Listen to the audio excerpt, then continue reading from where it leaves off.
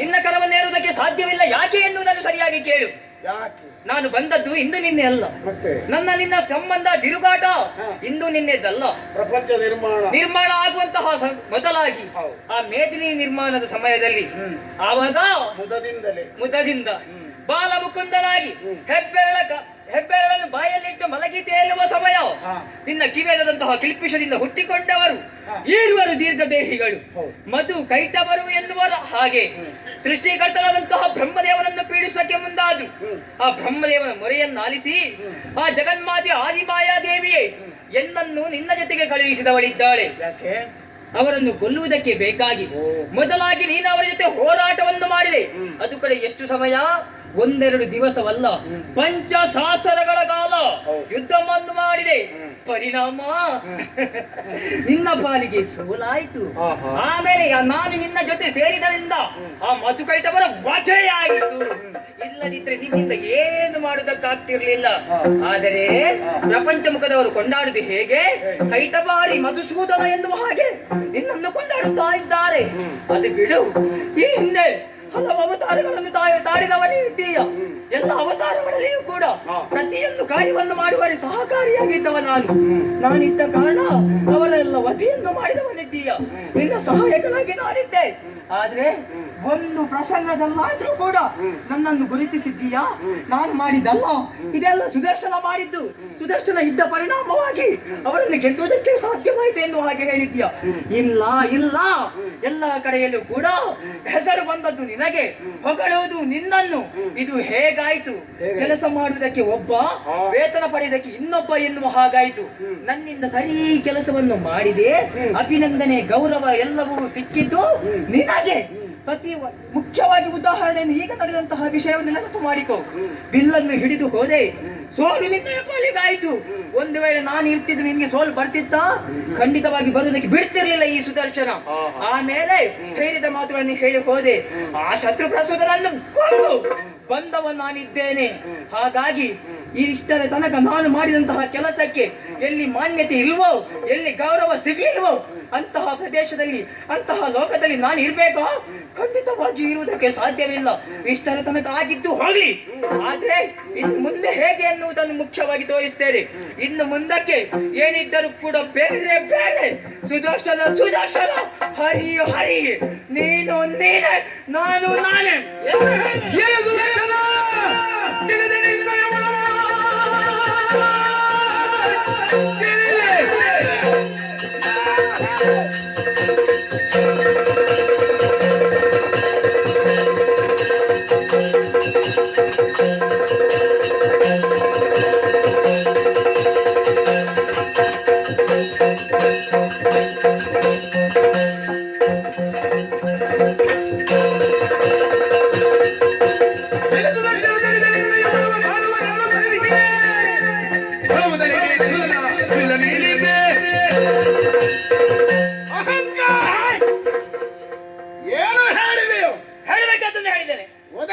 ಅವಕಾಶ ಕೊಟ್ಟರೆ ಏನು ಹೇಳಬೇಕೇನೋ ಚಿಂತನೆ ಹುಡುಗ ಬುದ್ಧಿ ಎಡವಿ ವಿದ್ಯೆ ಅನ್ನುವ ಹಾಗೆ ಮನೆಗಿಂತ ದೊಡ್ಡ ಮೆಟ್ಟಿಗಲ್ಲಾಯಿತು. ಹಲ್ಲು ಹೊರಗೆ ಬಂದ್ರೆ ಅದು ಆರೋಗ್ಯದ ಮುಖದ ಲಕ್ಷಣವನ್ನೆಲ್ಲ ಕೆಡಿಸುತ್ತದೆ. ನೀನು ಬಾಯಿಯಿಂದ ಹೊರಗೆ ಬಂದ ಹಲ್ಲು. ಆಯುಧ ನಾವು ಧರಿಸುವುದು, ನಮ್ಮನ್ನು ಆಯುಧ ಧರಿಸುವುದಲ್ಲ. ವ್ಯಕ್ತಿಗಿಂತ ದೊಡ್ಡ ಆಯುಧ ಭೂಷಣವೂ ಅಲ್ಲ. ಈಗ ನೀನು ನಮಗಿಂತ ದೊಡ್ಡವರಾಗುವುದಕ್ಕೆ ತೊಡಗಿದ್ದವನೇ ನಾನು. ಮಧುಕೈಟವನ್ನು ಸೃಷ್ಟಿಸುವುದಕ್ಕೆ ಆಗುತ್ತದೆ, ಕೊಲ್ಲುವುದಕ್ಕೆ ನಾನು ಅಸಮರ್ಥನೆ. ಯಾಕೆ? ಪ್ರಪಂಚಕ್ಕೆ ನಿನ್ನ ಒಂದು ವ್ಯಕ್ತಿತ್ವ ಬೇಕು ಎನ್ನುವ ಕಾರಣಕ್ಕಾಗಿ ಆ ಶಕ್ತಿ ನಿನ್ನನ್ನು ಸೃಷ್ಟಿಸಿ ನನ್ನೊಂದಿಗೆ ಕಳುಹಿಸಿಕೊಂಡಿದ್ದಾಳೆ. ನನಗೆ ವ್ಯಕ್ತಿತ್ವ ಬರ್ಬೇಕಂದೇನಿಲ್ವಾ? ಅನ್ಯರೊಂದಿಗೆ ಇದ್ರೆ ನಿನ್ನ ಬೆಲೆ ಇಲ್ಲ, ಹರಿಯೊಂದಿಗೆ ಇದ್ರೆ ಮಾತ್ರ ನಿನಗೆ ಮಾನ್ಯತೆ. ನಾನು ನಿನ್ನ ಜೊತೆ ಇದ್ದ ಕಾರಣ ಇನ್ನೊಂದು ಸುದರ್ಶನ ದಾರಿ ಅಂತ ಹೇಳುದು. ಪರಮ ಪಾವನವಾದ ವೈಕುಂಠ ಕ್ಷೇತ್ರ, ಇದು ಸಾತ್ವಿಕ ಲೋಕ. ಅದನ್ನು ನೀನು ಹೇಳ್ಬೇಕಂತಿಲ್ಲ. ಯಾವ ಆಯುಧವೇ ಆಗಲಿ ಆಕಾರವೆತ್ತು ಯುದ್ಧಕ್ಕೆ ಹೋಯಿತು ಎಂದಾದರೆ ಅದರಿಂದ ಲೋಹಾವತಿಯ ರಸನಿಗೆ ಮರಣ, ಚಕ್ರದಿಂದಲೇ ಮರಣ ಎನ್ನುವ ವರವಲ್ಲ. ಆಯುಧವೇ ರೂಪವನ್ನು ಅಂತೂ ಬಂದರೆ ನಿನಗೆ ಮರಣ. ನಿನ್ನನ್ನು ನಾನು ಅವಕಾಶ ಮಾಡಿ ಕೊಟ್ಟು ಕಳುಹಿಸೆ ಎಂದಾದ್ರೆ ಅಹಂಕಾರಿಯಾಗಿದ್ದೀನಿ.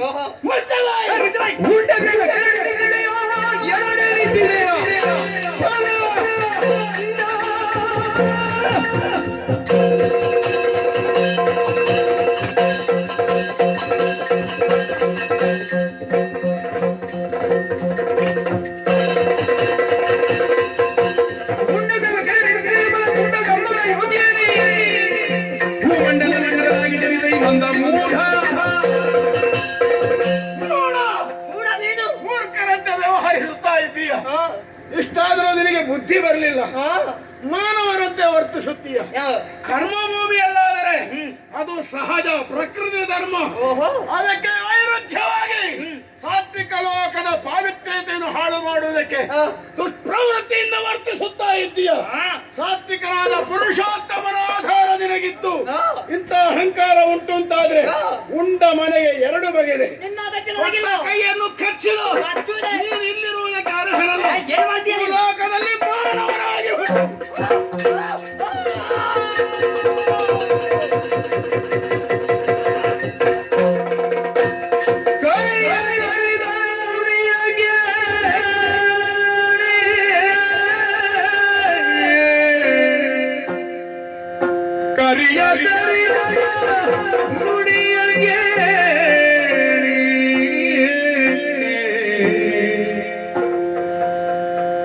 ಸುದರುಶನಗಿ ಸುಜ್ಞಾನ ಮೂಢವೋ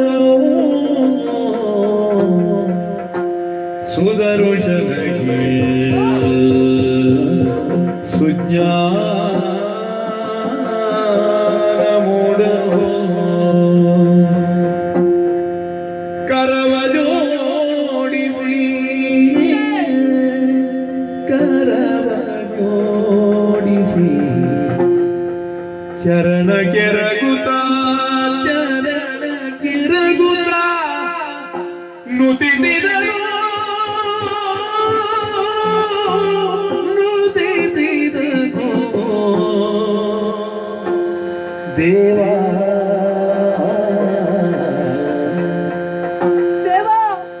ಶರಣ ರಕ್ಷಕ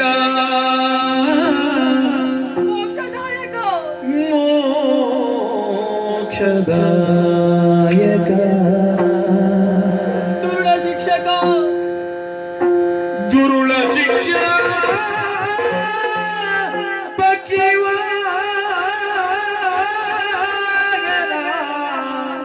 ಪಕ್ಷಿವಾಹನ ನರಗರಿಯೇ ಪ್ರಹ್ಲಾದ ವರದ ಪ್ರಹ್ಲಾದ ರಕ್ಷಕ ಕ್ಷಮಿಸು ಕ್ಷಮಿಸು ಕ್ಷಮಿಸು ಎನ್ನ ಪರಾಜವ ದೇವ್ರೇ ಮನ್ನಿಸು ಮನ್ನಿಸು. ಕ್ಷಮಿಸು ಮನ್ನಿಸು ಮನ್ನಿಸು ಮನ್ನಿಸಿದಂತೆ ಮನ್ನಿಸಿದ ಪರಾಧವ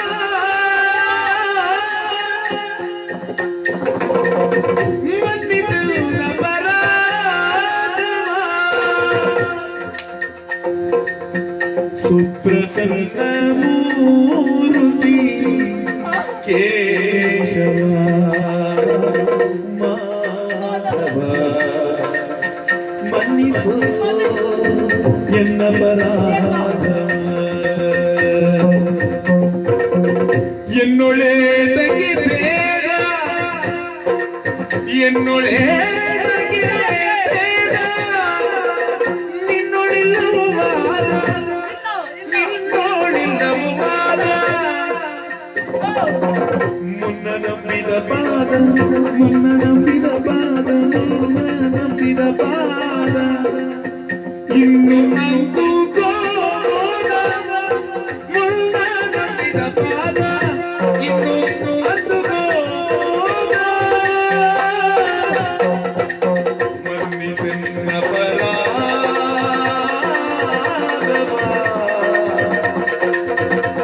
ಮಾಧವ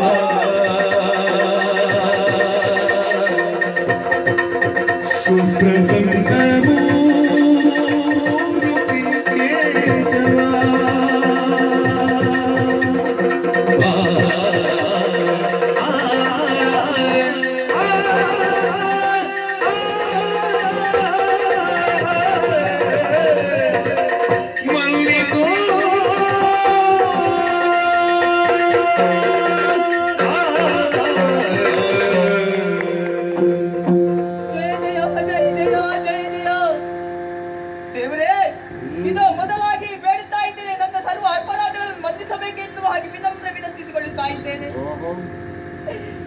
ದೇವ,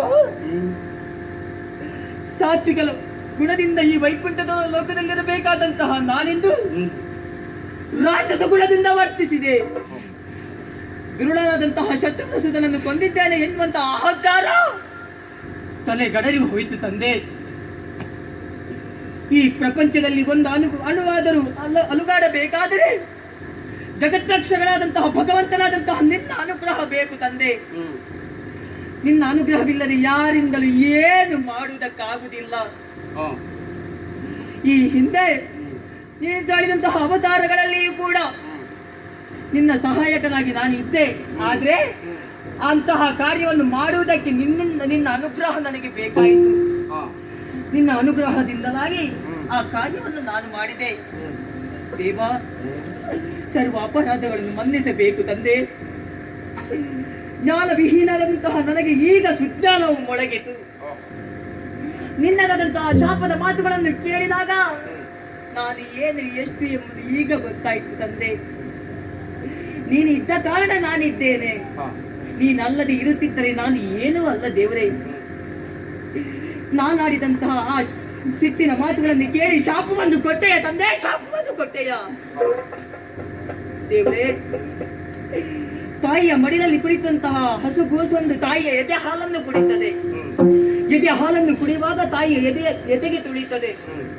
ತಾಯಿಯಾದವಳು ಕೋಪಿಸಿಕೊಳ್ಳುತ್ತಾಳೆ? ಖಂಡಿತವಾಗಿ ಕೋಪಿಸಿಕೊಳ್ಳುವುದಿಲ್ಲ. ಮತ್ತಷ್ಟು ಪ್ರೀತಿಯಿಂದ ಮುದ್ದಿಸಿ ಎತ್ತಿಕೊಳ್ಳುತ್ತಾಳೆ. ಹಾಗಾದ್ರೆ ಆ ಮಗುವಿನಂತೆ ನಾನು, ತಾಯಿಯಂತೆ ನೀನು ದೇವರೇ ಗುಬ್ಬಿಯ ಮೇಲೆ ಬ್ರಹ್ಮಾಸ್ತ್ರವನ್ನೇ ಪ್ರಯೋಗ ಮಾಡಿಬಿಟ್ಟೆ. ದೇವ, ಮನ್ನಿಸನ್ನ ಅಪರಾಧವ ಮಾಧವ ಸುಪ್ರಸನ್ನ ಮೂರ್ತಿ ಕೇಶವ ಎಂದೊಳೇತಕ್ಕೆ ಭೇದ ನಿನ್ನೊಳಿಲ್ಲವೋ ವಾದ. ಮುನ್ನ ನಂಬಿದ ಪಾದ ಸೇವೆಯನ್ನು ಅನುಗ್ರಹಿಸಬೇಕು. ಅನ್ಯತಾ ಶರಣಂ ನಾಸ್ತಿ ತ್ವಮೇವ ಶರಣಂ ಮಮ. ತಸ್ಮಾತ್ ಕಾರುಣ್ಯ ಭಾವೇನ ರಕ್ಷ ರಕ್ಷ ಜನಾರ್ದನ ಜನಾರ್ದನ. ಭಕ್ತ ಚಿಂತಿಸಬೇಡ, ತಪ್ಪಾಯ್ತು. ಭಕ್ತ ಚಿಂತಿಸಬೇಡ, ಕೃತ ವೀರ್ಯ ತುತನಾಗಿ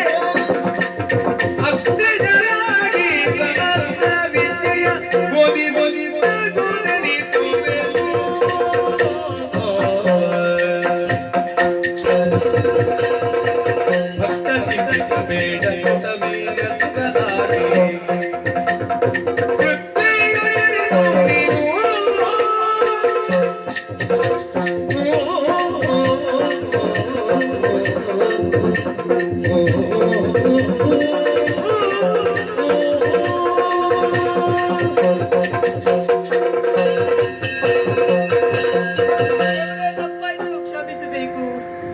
ಚಿಂತೆ ಮಾಡುವುದಲ್ಲ, ನಾವು ಯಾವಾಗಲೂ ಚಿಂತನೆ ಮಾಡಬೇಕು. ತಪ್ಪು ಮಾಡಿ ಆಗಿದೆ, ಅದು ಪಶ್ಚಾತ್ತಾಪ ಹೊಂದಿದ್ರೆ ಅದೇ ಪ್ರಾಯಶ್ಚಿತ.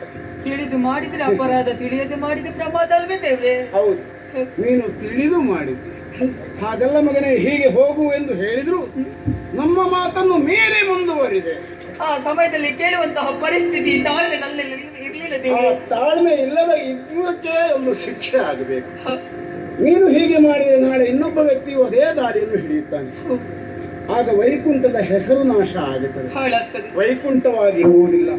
ಆದ್ದರಿಂದ ನೀನು ಮಾಡಿದ ತಪ್ಪು ಎಂಬುದು ಲೋಕಕ್ಕೆ ತಿಳಿಯಬೇಕು.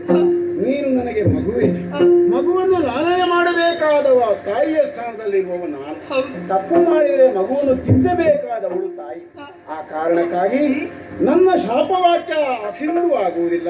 ನೀನು ಭೂಲೋಕದಲ್ಲಿ ಜನಿಸಲೇಬೇಕು. ಸಾಮಾನ್ಯ ಮಾನವನಲ್ಲ. ಕೃತವೀರ ರಾಕಾದೇವಿಯರ ಮಗನಾಗಿ ಭೂಲೋಕವನ್ನು 80 ವರ್ಷಗಳ ಕಾಲ ಆಳುತ್ತಾ ಇರು. ನೀನು ಹುಟ್ಟಿದಾರಭ್ಯ ಅಂಗಹೀನಾದ ನಿನ್ನನ್ನು ಉದ್ಧರಿಸುವುದಕ್ಕೆ ಅತ್ರಿಜನ ಮಗನಾಗಿ ದತ್ತಾತ್ರೇಯ ನಾಮಕನಾಗಿ ನಾನೇ ಅವತರಿಸಿಕೊಳ್ಳುತ್ತೇನೆ. ನಿನಗೆ ಸಕಲ ಜ್ಞಾನವನ್ನು ಬೋಧಿಸುತ್ತೇನೆ. ಮುಂದೆ ಈ ಲೋಕಕ್ಕೆ ಕರೆಸಿಕೊಳ್ಳುವುದಕ್ಕೆ ರಘು ಸಂಜಾತನಾಗಿ ಜಮದಗ್ನಿಯ ಮಗನಾಗಿ ಕಂಡು ಬ್ರಾಹ್ಮಣ ವಿರೋಧಿಯಾಗಿ ವರ್ತಿಸಿದ ನಿನ್ನನ್ನು ತರಿದು ಕ್ಷತ್ರಿಯ ನಿರ್ಮೂಲನ ಮಾಡಿ ಲೋಕಕ್ಕೊಂದು ಸಂದೇಶವನ್ನು ಸಾರುವುದಕ್ಕಾಗಿ ಭಾರ್ಗವರಾಮನಾಗಿ ಬರ್ತೇನೆ. ಹೋಗು, ಶುಭವಾಗಲಿ.